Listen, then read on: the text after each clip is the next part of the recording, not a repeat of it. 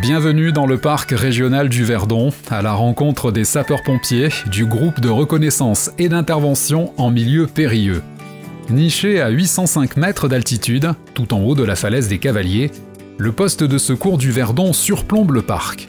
Ouvert 7 jours sur 7, de 9h à 18h30, ils sont un chef d'unité et 2 équipiers à assurer quotidiennement la permanence. Conformément aux recommandations nationales liées à la Covid-19, le GRIMP a dû lui aussi s'adapter aux mesures préventives et aux règles de sécurité sanitaire.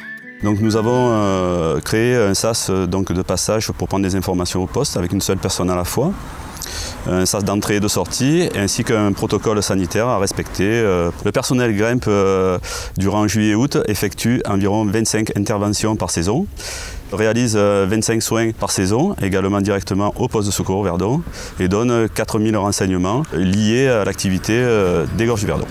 Randonnée, voies d'escalade, hydrospeed, canyoning, canoë, parapente ou encore saut de falaise, le plus grand canyon d'Europe est particulièrement prisé des amateurs de sensations fortes.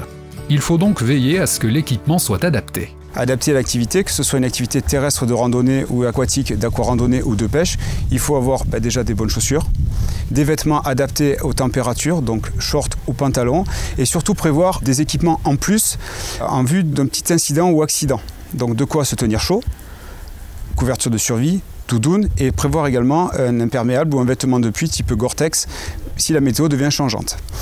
Également, il faut aussi prévoir des vivres de course, de l'eau en grande quantité et de quoi avoir se restaurer pour l'activité qu'on va pratiquer, mais aussi, et c'est important, disposer d'une trousse de secours pour soi-même avec des médicaments si on a un traitement particulier à prendre, mais surtout pour porter assistance éventuellement à une autre personne avant la venue des secours. Quelques règles simples à retenir: s'informer de la météo du jour, des risques hydrologiques liés au barrage, partir tôt, prévenir un tiers du secteur sur lequel on va évoluer ou du sentier sur lequel on va pratiquer, et très important, ne jamais sortir du sentier en respectant le balisage.